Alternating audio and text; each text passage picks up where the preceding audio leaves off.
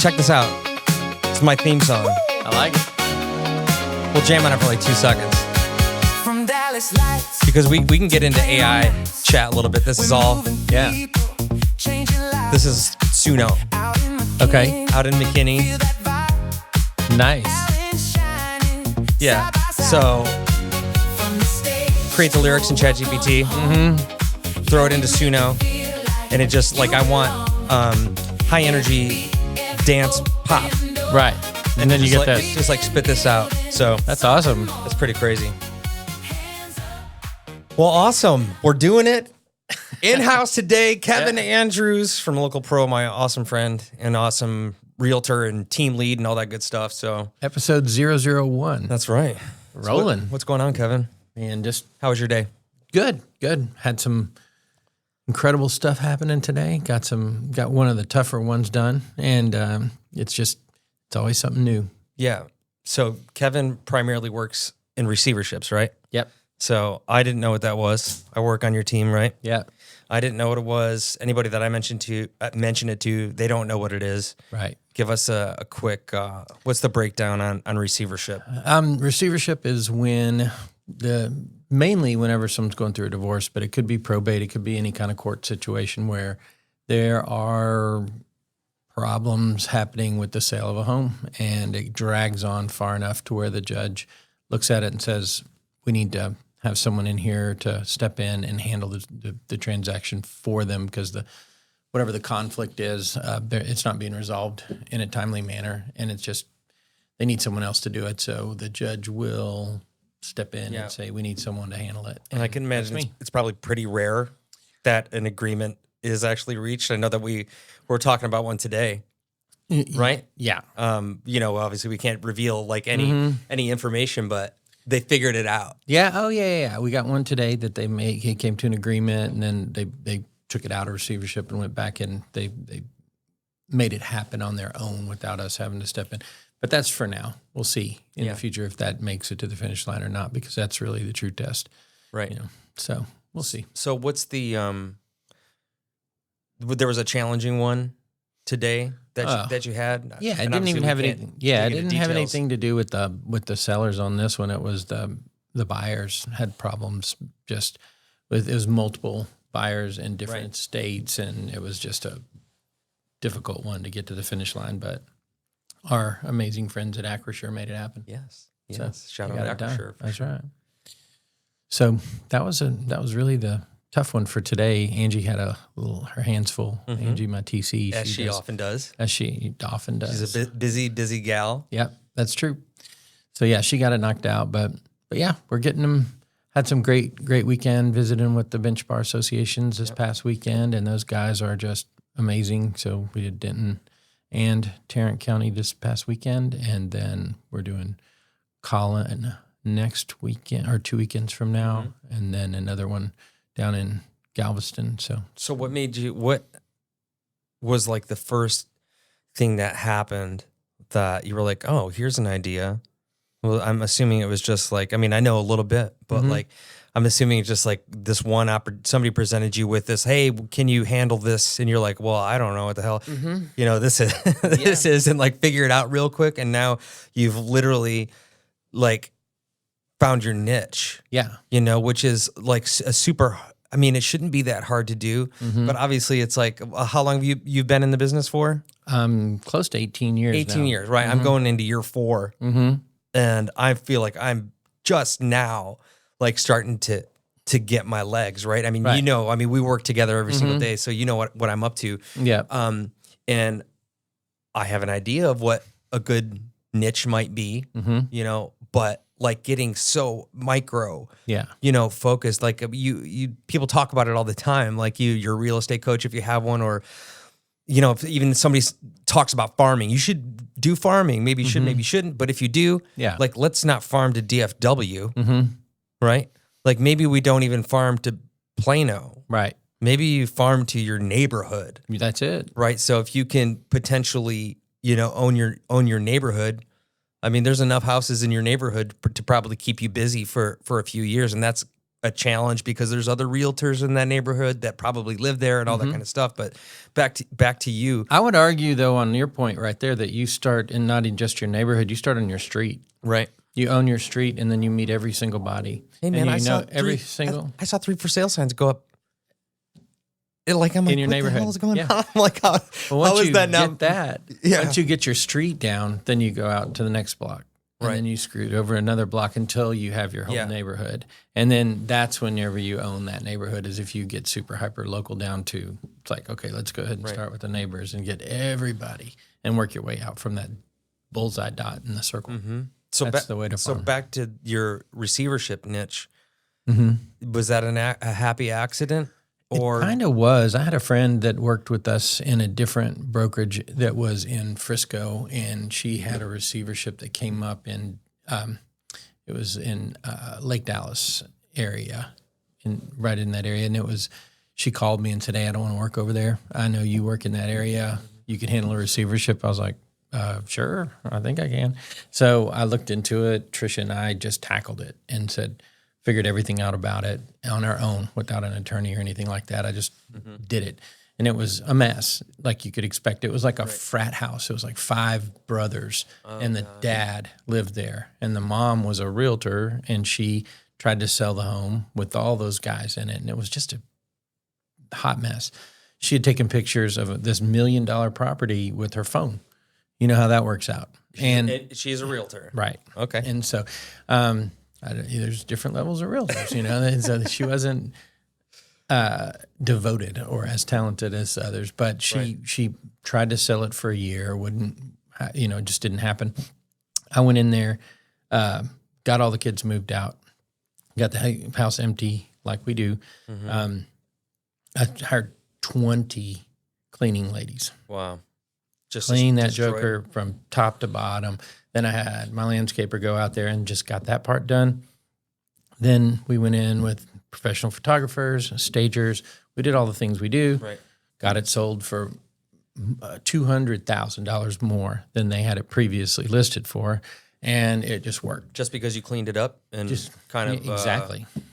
We just did it right. You did it the right way, right? Yeah, we did it the right way, and so we put it out there, and we got it done because no one could see the potential based on the photos that they had previously. Right. And so we got that done, and then I saw that there was a niche there because I was 10, 12 years into selling real estate at that point, and I was coaching people towards find your thing and then drive down to it. And so once I figured out that this is something I wanted to push towards, then I spent just all my marketing dollars on this, just like everybody else should in their, specific field, and quit chasing the shiny little objects every other direction. That's my big mistake. Yeah. I'm telling you, I realize, and I do it. I make the mistake with, not with like niches or neighborhoods or areas. I'm trying to break myself away from it, but I find myself doing it with tech because it's just an endless sea of Rockstar Studios. I started the little photo, the MLS, photo company, and there's this editing software and that editing software, and animate your photo and do this, and it's like it's endless, and they're not all legit. So I'm trying to get away from that. But now, when you say you decided that was your first one, right? The frat house. Yeah. And you poured all of your marketing dollars into that. What did that look like? Well, it was just finding the right people to talk to, and then getting myself in front of them. And in this situation, it's talking to attorneys and judges and those folks, and then connecting with the right people and making that my primary focus every single day. Like if you're gonna do this, I tell everybody in real estate, you need to find your lead levers, your 3 things that you want to do, and stick with just those. But in this case, I'm really dialed into one. I still have my, people, my my sphere of folks that I work with, and referrals, and then family, and those kind of things from previous clients that I've worked with before. Yeah. But this turned into my one thing that I've been, working on for a long time now. The Keller book, right? Yeah. Yeah. That's exactly right. The one thing. I always, it's so funny. I was talking to, Michael Trithart.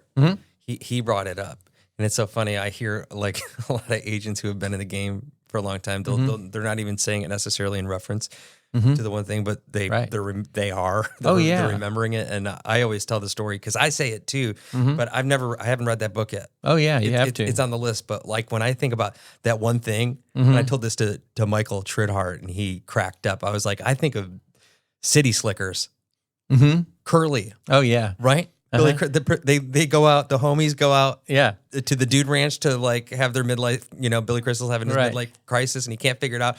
He doesn't. His hair's falling out. He doesn't know what to do, and he finally Jack Palance. Uh-huh. He gets him alone. And he's like, what are we doing here with life? That one thing. Yep, You got to find that one thing. that's right.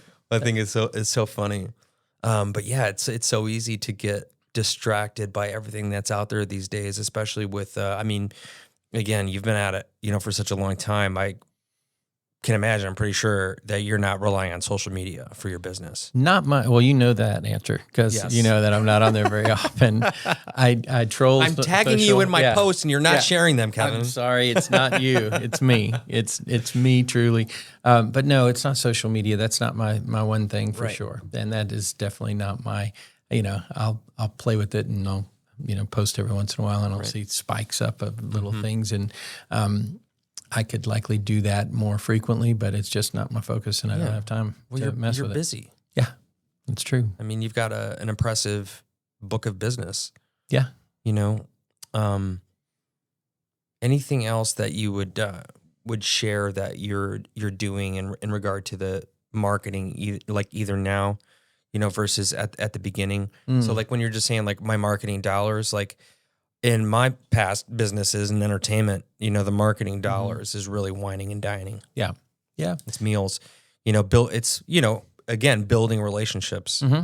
I think that this is one of the things that I find interesting, why I've just like literally have fallen in love with real estate and become obsessed with it. Like I enjoy it so much because it's fast and every transaction is different and it's just constantly putting out fires. Mm-hmm. But it's really just another relationship-based business. 100%. I mean, they all are. I don't care. Like, I don't care what you're doing. It doesn't matter. It's the same thing. Like, I mean, obviously, you're not going to communicate with your wife the same way that you're going to communicate with your boys on the golf course or whatever, or this client versus that client. But inherently, at the bottom line, you're treating people with respect and operating with integrity and communicating effectively. Right. Right. I think the trick to all of those things that you just talked about are outside of just the skill of it, of handling people and being true to what they need and being grateful for business that they bring to you, is that just keeping that book organized, keeping your database together. I can promise you from the very beginning, if you keep your database right from the beginning, that's gonna be your complete business as you go into the future, and you don't have to worry about leads or buying anything like that. As having your database kept well and then following up with it. Yeah. And that's the one, real thing that'll keep your business going over time. Right. Time on task over time is really just following up with that business. And it's probably the one thing that I probably see most realtors not doing, and I can say that I was one until probably about 3 months ago. I was using my CRM as just like I'd kind of check in on it, or play with it a little bit, try to send a newsletter out or something. And again, like this part of my story going into my 4th year, but I really am treating this like I've had my license for like 6 months because it was basically mid-August where I was like, this is what I'm doing. Right. And things start getting away from you so quickly. I'm not a high detail person. I will not miss an appointment. I'm all over it, but I have to like keep myself honest. And now I'm living and breathing lofty. Oh yeah. Every single day. And another thing that made me think about it is I was talking to Trish and she was telling me a little more of the story about, I was like, so how did you and Kevin, start doing this again? Because I'm talking about real estate with Laura, right? Right. And we have this idea. I mean, your model of what you've done with your family with real estate is the same path that, I'm on, right? So I look up to you and Trisha so much, and what you've done. It's amazing. But anyways, Trisha's like, I kept telling Kevin, he's got to get in Lofty. He's got to be in Lofty every day. And he's like, I don't really need it. It doesn't matter what database it is. It just, they all work well. I mean, there's so many of them out there. You have all types of different CRMs that are out there, and then they're all going to do mostly the same stuff. I like Lofty just because that's the one we use right now, and we're in it, and we're using it all the time. And then if you don't use it at all, you're going to lose a lot of business. You're going to lose a lot of future contacts. You'll find people that you hadn't talked to in a while just by looking through, and you can dig in there. If you're trying to schedule an appointment or do something, or it's like, hey, I'm not going to quit today until I get that appointment, like you were mentioning the other day. Yeah. Like, I'm not leaving until I get to. Exactly. And so there's a listing appointment living in that computer somewhere. There's got to be. And you got to dig it out. And if you don't have them saved in Lofty or whatever your CRM is, you're going to have a hard time coming up with that appointment. You know what I mean? Yeah, so no doubt. you just got to just keep them active. And then Trisha always says that you put one in, and you've had a communication with them, always send a next step every time, no matter what. Set the next step and make an appointment. The next task right there. Whatever it is. If you, again, I got here at 7:30 this morning. I was like, I'm going to just do Lofty for my first hour and a half. Knowing that I probably can't call people at 7:30 or 8 o'clock in the morning, need to give them a little bit of space. I can at least go in there and take stock of, what's going on, and maybe send some emails. Make the list of who you're going to call. Yeah, make the list of who you're going to call. Sure. But if I don't set a task after that, it ain't going to happen. I mean, there's no way. Like, I'm not going to remember to do that. Right. And the better your notes are, it's crazy. The better your notes are, the better you remember the kids, their dog's name, all the things you have to do. You just note it in Lofty. Just quick note, and then you're good to go. I love it. So cool. Yeah, man. So what's up with the family? What do you got going on there? Man, they're all a lot of dance competitions, I think. All this past weekend, and we're going from dance and automatically transitioning into cheer pretty soon for her. So this is her last hurrah. Oh no. At dance, and then she's going to move into her cheer side of the world, and that's kind of what she was kind of destined to do. Her mom cheered at Tennessee back in the day, and then I coached cheer for a long time, and so we have to. She's stepping into that, and then my son he's a senior, and he's working now. He's gotten that taste of making some money, and he's every day he's grinding and out working, and it took us forever to get him started, but now he's like dedicated in there. Is he still? Was he doing jiu-jitsu? He was doing boxing. He was going to do jiu-jitsu. He got in there and started boxing. Right. He started with the AI, the VR boxing. Right. He got really good at it, and then I asked him one day, I was like, why don't you just start boxing? And he was like, I'll try that. And I was like, okay, what kind of boxing do you want to do? Kickboxing? Do you want to do jiu-jitsu? Do you want to do traditional boxing? Yeah. He's like, old school boxing. I want to get in a nasty old gym and go old school duke it out. I was like, you sure about that? He was like, yeah, he did it. And so he got out there, and kid started going 3 times a week and lost like 40 pounds. That's crazy. And he was just a keyboard warrior before that. And he got in there and he started doing it. Finally, he built his way up to sparring and doing all those things. And yeah, he's doing good. He's still doing it? He's faded off a little bit since his job started, so he's kind of one-track minded kind of guy. He's still working out and doing the boxing. He's not sparring anymore. Is he in the family business? Or no, not yet. Is that coming, do you think? He's considering, he's leaning towards the mortgage side. Oh, interesting. Yeah, that's what I think he's interested in. So. Cool. Yeah. Well, that's great, man. I love that. Might make it. So we're going to be playing golf soon, coming up, I think is the rumor. That's right. Last Cleanest Country Club. That's going to be fun. With Mike Hibbs, our fellow agent, team member. Are we going to get Custer? I hope we get Custer. We need Custer. Oh, he's great. He's good at everything. It's kind of annoying. I know. You know, he walks in the room all super handsome and cool glasses and Superman, right? And then he looks like he hits the ball a mile. Yeah. He does. So we need him. We on need the team. him. He's the only one that hasn't responded to the text thread. I'll get him. So I can hound him. I'm totally comfortable. I'll get on him. Doing that. Yeah, I'll get on him. It's funny, Custer being Superman. He's older than we are, and he is in better shape than everybody. And we were down in Nashville, and there was a guy. He was a giant of a man. Okay. And I mean, and they were from, Ireland or somewhere, and they were chanting and they were having a good time, and everybody was drinking, and they started arm wrestling and everything. Golly.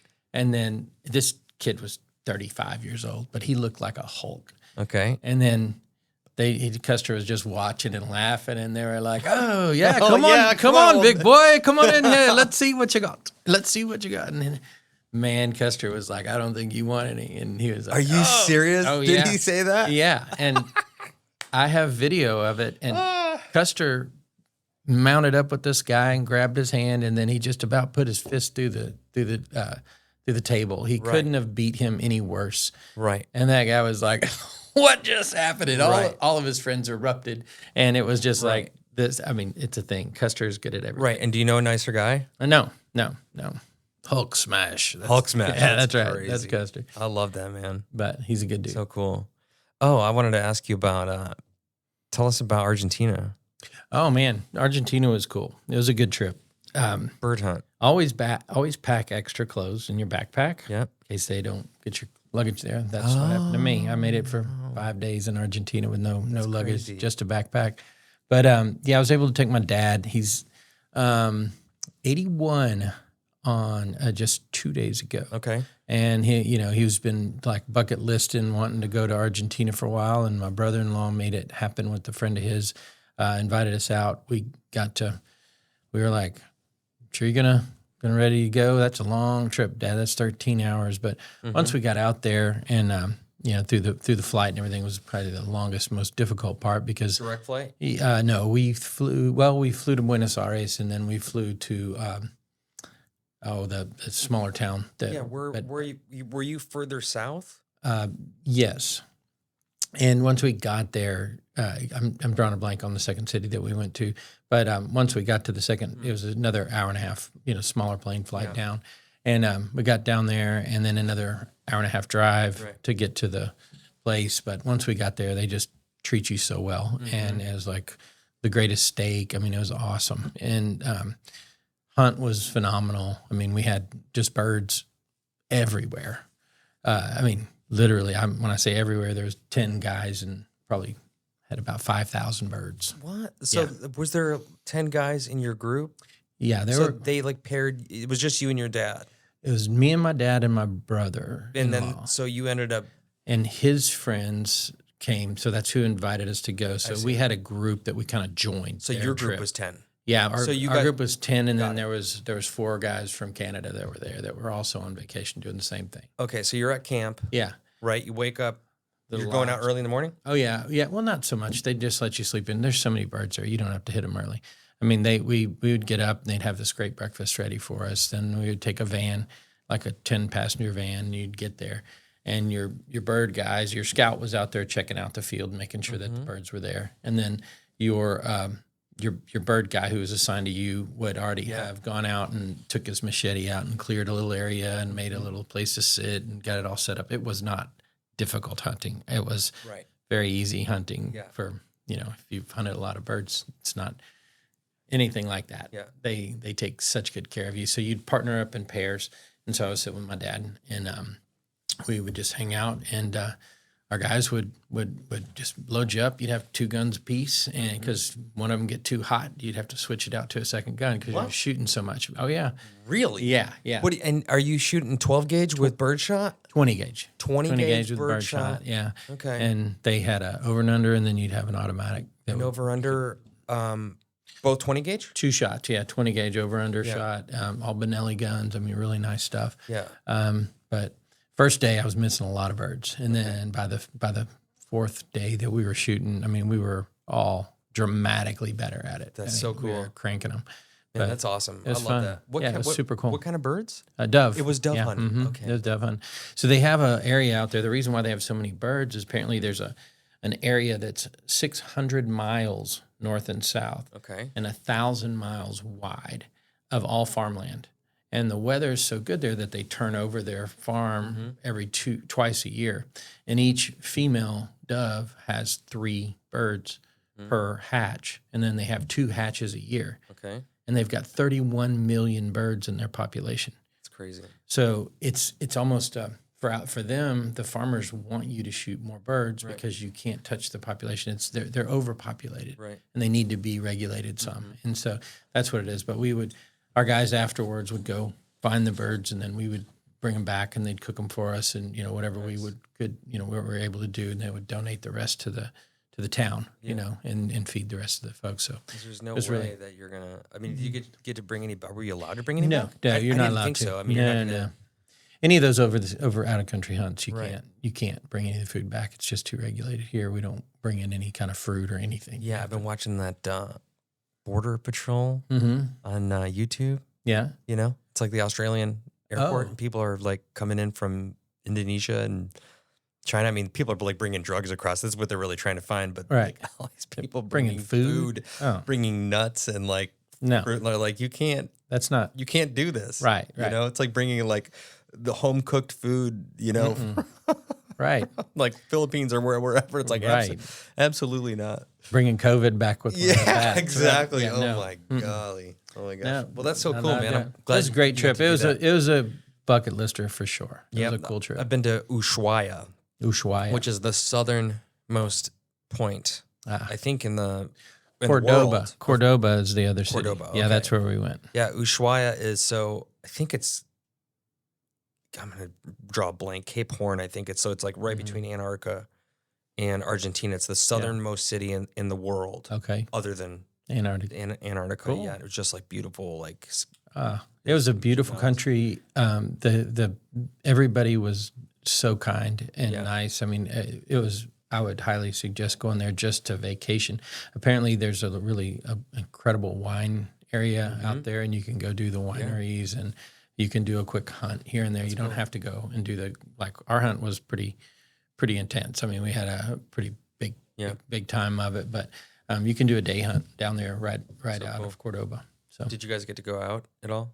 Or did you just stay inside the... We did in Cordoba one night. The guys that we met there, they got to Buenos Aires. They got to go out in Buenos Aires and eat, and then they had done a different type of hunt before we got there. So they had a little bit more time. They had like 4 more days before we got there. So, right on. But yeah, we had a good time. Nice. It was fun. That's great, man. Dad had a good time? Oh, man. Yeah. He loved it? Absolutely. Yeah. I'll send you some pictures. I can't wait. Pretty cool. What's the rest of the week look like for you, bud? We got a couple more closings to make up this week, and we've got some new ones to get started, and so we're just grinding, doing our thing. Laura and I are going to be hosting open houses for you. Nice. Both of us. Good. Going to work. Yeah. Saturday and Sunday. Perfect. Excited for that. Yeah, she's ready to go. We need to get that one sold. Gwen Gate. Oh, yeah, for sure. Okay, yeah, cool. That's a great house. It is. It's a beautiful house. I know. We're ready. I wish I was rolling like that. I know, me too. I would just be like... just right. Roll it up. Go ahead and put your offer in after the open house. Exactly. That's good. We what do you want to end us on here, Kevin? Do you have any words of wisdom for, say... your new-ish realtor, somebody who's been 6 months to a year in the game. If you want to talk a little bit about maybe finding that niche or how to spend your time, or is it time blocking, or is it hire a coach, or finding something that you like, finding something that you like to do, and just sticking with it. If like I said earlier, if you bounce around from one thing to another to try to figure out what you're going to do, you're not going to get very good at any one of those things. You have to find those 2 or 3 pillars to stand on and make sure that there's something that you like. I mean, if you hate being on the phone all the time, and that's just your Achilles heel, it's going to drive you out of the business. Yeah, for sure. You have to stay inspired, right? You have to stay inspired. You have to do something that you like. I've got friends that have been fantastic in this business, and his favorite thing to do is to go play golf. And he stayed and played golf at a same golf course. He spent time there.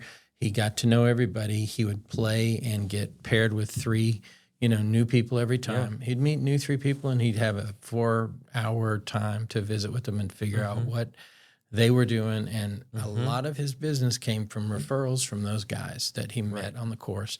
And he then became that was his farming of this one golf course community. That's amazing. And he just became great at it. And he got to do what he loved, and he played golf a lot. And so it's not that golf is going to be the way to do it for everybody, but if you're doing something that you enjoy, then that's going to be your path. And so find your niche around something you enjoy, and then you can great. drive it, drive that until the wheels fall off. I think that's great advice, man. All right. I mean, that's where it took me a little longer as you see somebody who goes, oh man, the door knocking or whatever it may be. I'm like, well, that works. It works for that person. I'm going to go out and do it. Then Zillow leads. Yeah. There's people out there that are probably throwing 3, 5, 10, 15 grand a month. More than that. And are much more than that. Buying all the market share. Not for me. Well, it's tough because those things, you're at the mercy of someone else. If you build your own database, if you use that as a crutch to build your database, whatever you're doing, that's the end goal, is to build your database. So it doesn't matter which one it is. If you're going to use Zillow, good, that's fine. But keep track of all those people and keep track of all the things that are spinoffs of those, and keep that in your database until it's big enough to where you can feed your family off your database. And then that's the game. Yeah, man. Well, thanks for coming in to hang out. Man, it's fun. Actually, podcast episode number 2. Oh, is it 2? Number 2. Okay. I had my buddy Mike Danielson in. Oh, cool. He was he started in real estate a year before I did. He used to be my neighbor. He's out there killing it. And awesome. He's a super funny guy. But I thought this was great. Good. Bro, well, I just want to tell you how much I love you and I appreciate you. Thank you, brother. Love you. You do so much for me, and happy. Love being around you and Trisha, and love having good people with us, man. It's a fun ride. Thanks for the chat today. Yeah, man. We're going to jam out again. We'll send us some. Perfect. Let's go. Yeah, baby.